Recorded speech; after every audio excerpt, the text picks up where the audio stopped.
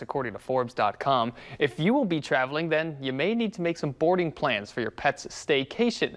Now, today we're highlighting kennel cough, a contagious respiratory condition that does affect dogs. Our pet vet, Dr. David Visser, is here to help clear the air about this common condition. And what can you tell us, doctor? You know, kennel cough is, if you've experienced this with a dog, it's this dry, hacking, severe cough. It goes by the technical name infectious tracheobronchitis, and it's very similar to whooping cough in people, but not contagious to people. But nevertheless, this is a significant condition, and when pets are around each other more, then they have a greater chance of spreading and contracting that disease. Yeah, let's get a little bit more detailed too. What exactly is kennel cough? So kennel cough is a combination of bacteria and viruses, but this basically, when these organisms get in place, you first have to have a predisposing situation. Pets that are in kennel situations or shelters, they're under a lot of stress, and that lowers the effectiveness of the immune system, and that really is the first step in having the kennel cough syndrome develop. But then viruses are involved as well. There are certain viruses, para-influenza virus is one of them,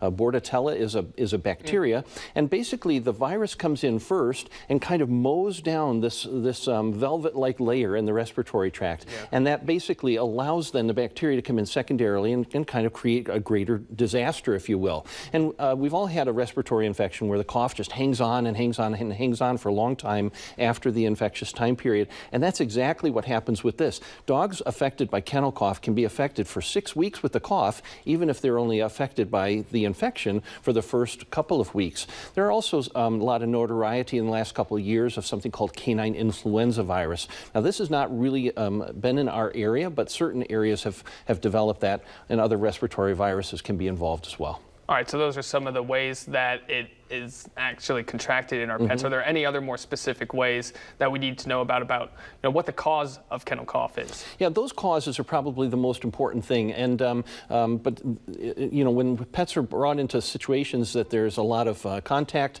with other pets, this is where the greater predisposition exists. And so having a lot of animals in close proximity is why shelters are affected a lot and why kennels are affected.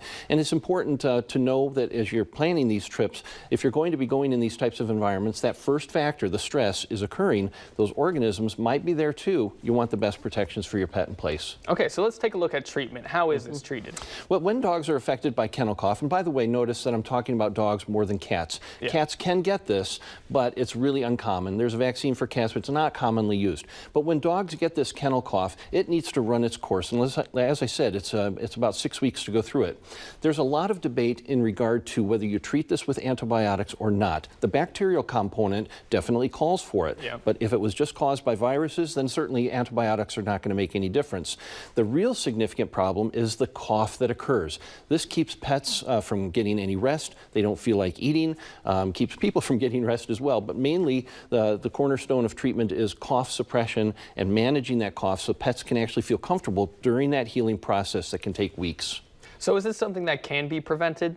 Yeah, and that's really the cornerstone of this. If we're, of course, if we can avoid the contact entirely or the exposure, that's going to be a big part of it. So not boarding, not having nose-to-nose contact with other pets certainly is important. But if you are going to be having exposure by going to kennels or having these staycations that we've been talking about, then vaccination is important. That vaccination protects against the viruses in your normal distemper complex vaccine, but then also the bacteria vaccine, Bordetella, needs to be vaccinated separately. This is not something your veterinarian is going to do automatically. So please elect that if your pets are going to be boarding or having nose-to-nose contact with other dogs.